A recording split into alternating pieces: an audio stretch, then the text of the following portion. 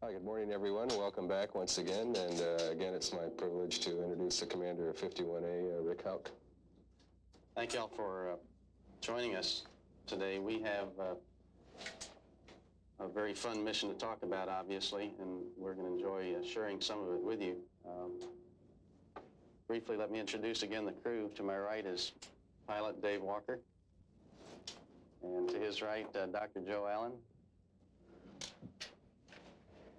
Dr. Anna Fisher, and Commander Dale Gardner.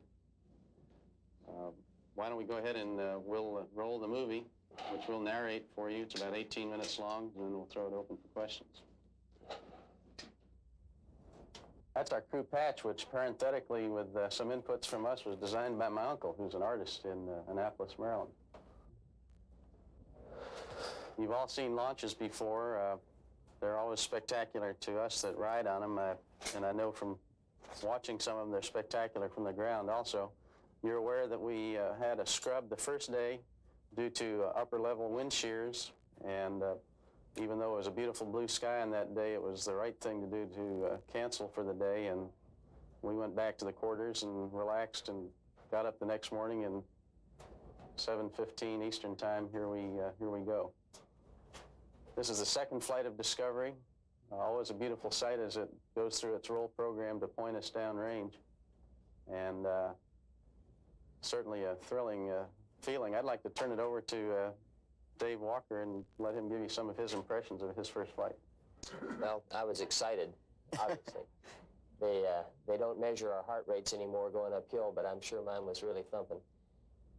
On the other hand, the vehicle flew absolutely smoothly and exactly as we'd been prepared to expect it to, and the whole thing felt very controlled, although there's a tremendous rush involved with this particular experience, as you might imagine.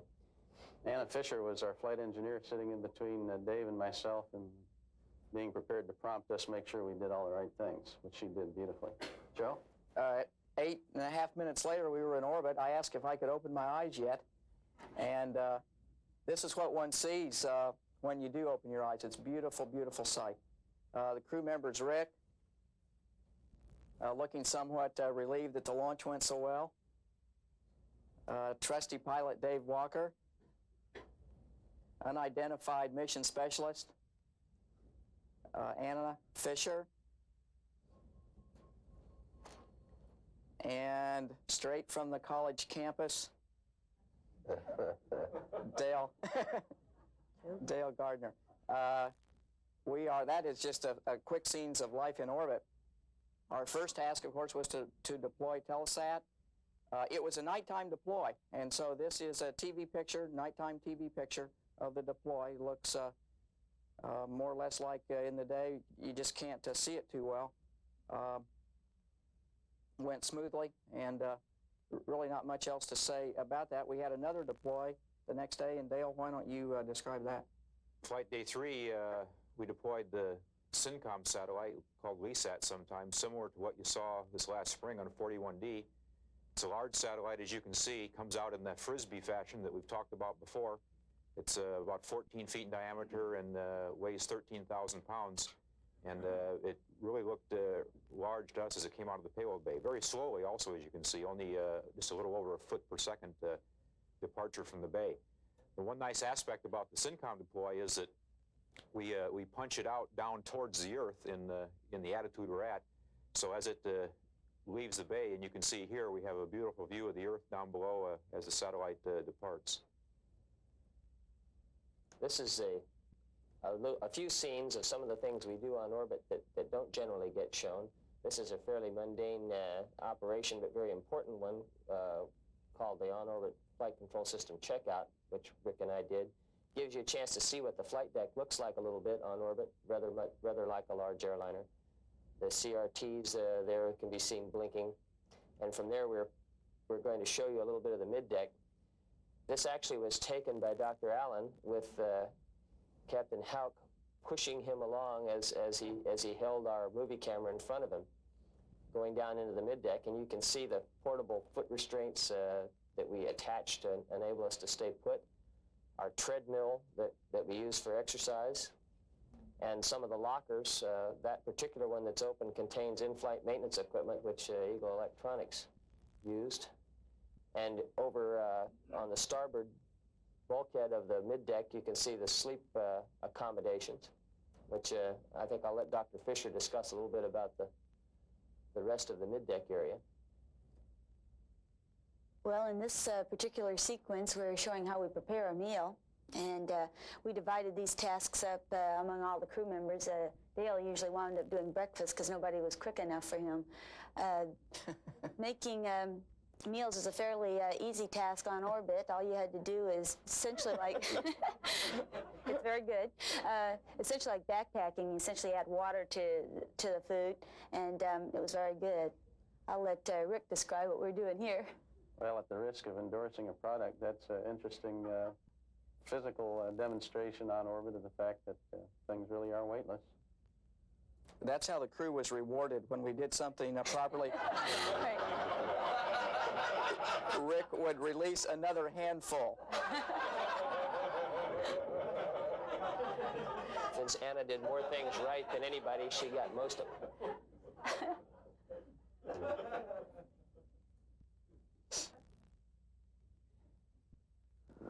You can see it is a rather dreamlike world, both awake and sleeping. This is Dave in the upper bunk after the first EVA. Saying, oh no, we have to do another one? Yeah. Part of our time on orbit is spent doing filter cleaning. What you see Dale and Dave doing here is removing some panels so that we can get to access to the filters. Again, it's much like life here on Earth. You got to, things you got to do, you got to eat, you got to be able to clean all of your equipment. This actually took several hours. We were doing this on the day in between EVAs. Then once those panels were removed, we were able to get access to the filters, and here I am cleaning again. I thought I was going to escape that for a couple of weeks, but for a week or so. But and this is, as I said, a very important part of our work on orbit, to keep things clean. You can see it wasn't just me who did that up on the flight deck. Dave's a clean ship is a happy ship. Dave on orbit described Dr. Allen as large in personality but diminutive in stature. Whenever his personality got a little bit too large, we would stuff him away in a locker for a few hours, and then when a task needed to be done, it was my job to go down and get him out.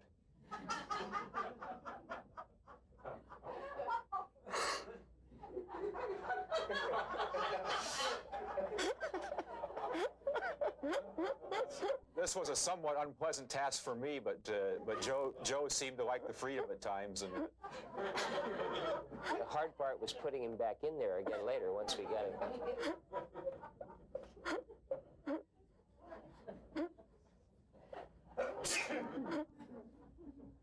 Flight days 5 and 7, of course, are the EVA days. This is the airlock. You can see the two suits up by my left and right shoulder, the main suits. Down by my right leg is a spare suit that we carried.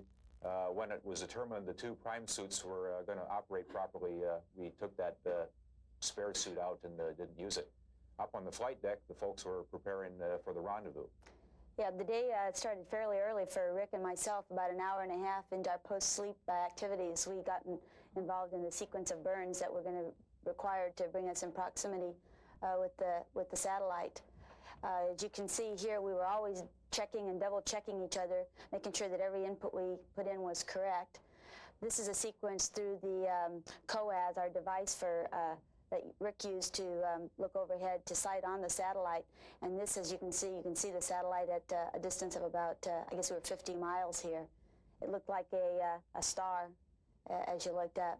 And I'll hand it over to Rick now to talk about the final parts of the rendezvous. Here we are probably about 300 feet, now maybe down to about 50 feet away from the satellite. We're firing lots of jets on board to slow us down to rendezvous with the satellite, putting it just about 35 feet from satellite to overhead the bay. After the next sunrise, here's Joe getting ready to go out with the MMU. We have a sequence of footage now that are drawn from both the EVAs, interspersed. We won't distinguish between the two, but try to give you a flavor for what it was like Rick says right at sunrise we went out. Dale's actually flying out here with Rick recording most of this on all sorts of film. About this time I thought that he should think twice about it, but Dale, go ahead and describe. Joe had done this on flight day 5, and had proven that the MMU and the Stinger concept for capturing the satellite worked, in fact, worked perfectly.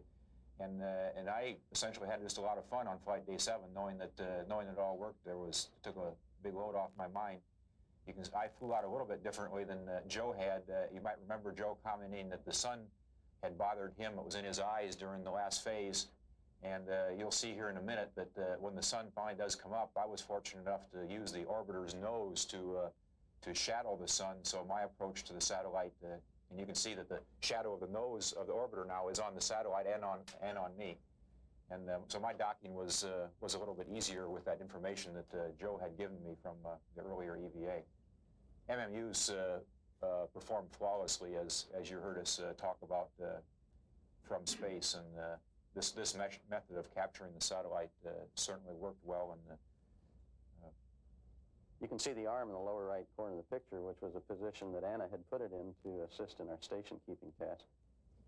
Notice that the people who brought that satellite to us left it in absolutely perfect position with regard to its rotation and lack of nutation, which we appreciate. We can't emphasize that enough. The satellite originally was rotating 50 revolutions per minute, but was slowed down by ground controllers very painstakingly over many, many weeks' time, positioned and slowed down. And in the slowing, they left it still turning at a very, very regular rate. So it made our job absolutely easy as pie.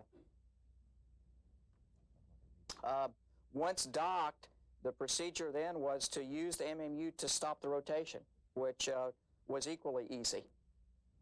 You can see it's now quite stable, and the MMU pilot could then maneuver the satellite, turn it wherever we wanted it in such a way that Anna could grab the grapple fixture. Yeah, this is a sequence from the first rendezvous, and it worked just like it did in the simulator, getting Joe commands to maneuver it such that I could see the end effector, the grapple target, and it went very well, very smoothly.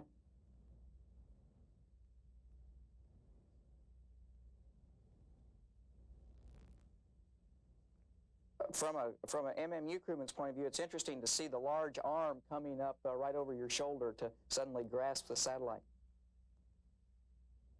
This shot of Dale working on the satellite, the top end. In fact, he just removed the Omni antenna with some very fancy space equipment known as pruning shears.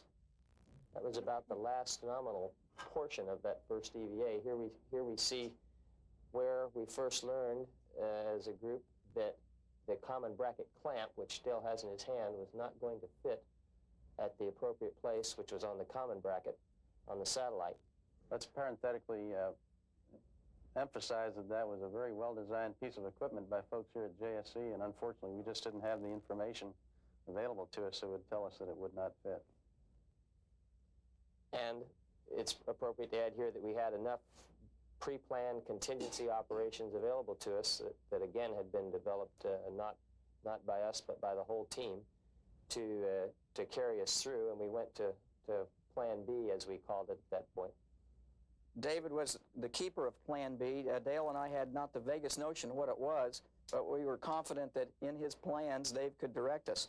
And the first step, he directed me to come off the Stinger, fly the MMU back to its storage place in the orbiter, and then prepare to hold the satellite at the antenna end while Dale worked on it. You get an idea of the flying qualities of the MMU here. It is as smooth as glass to fly. You just can put it wherever you want it, turn it as you want it. Interesting, you see here the reflection in my helmet of the bulkhead. You see the two windows through which the three other crewmen were working, or behind which they were working, and in fact, here at the last you can even see the movie camera that Rick has pointed out the window taking this movie.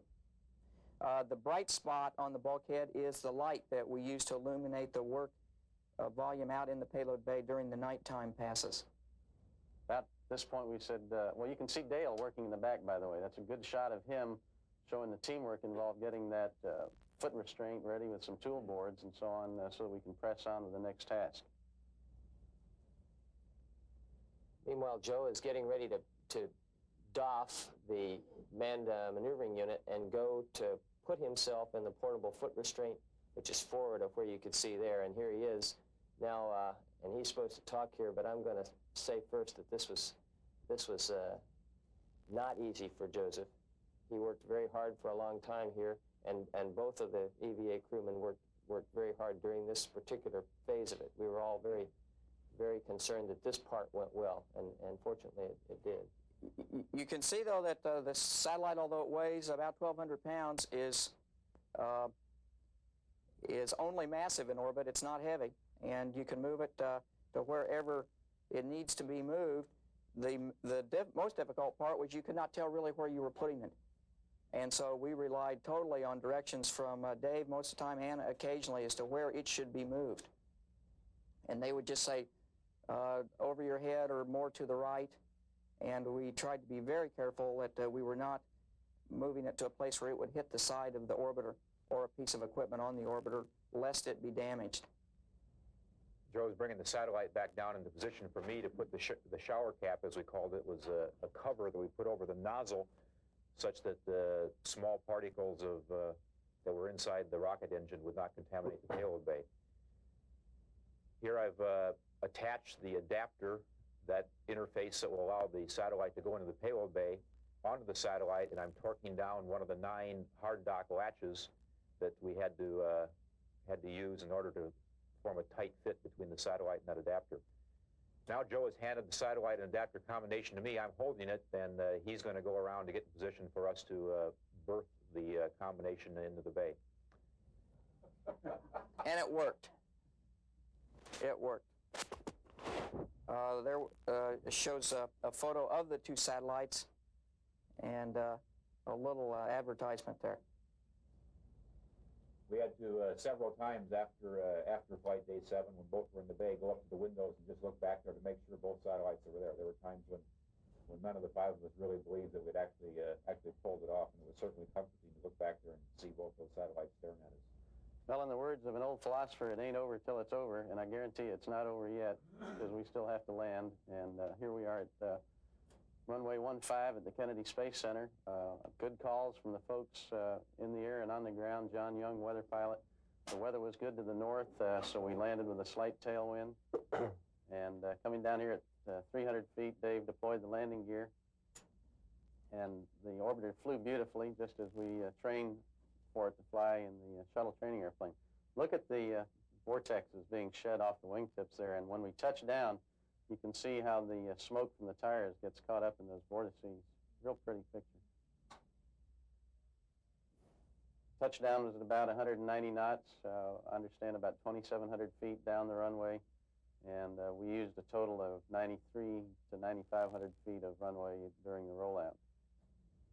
It was very nice for us to come back to the Kennedy Space Center. All of our families were there. Of course, it's nice for the program that we got back there also to reduce turnaround time.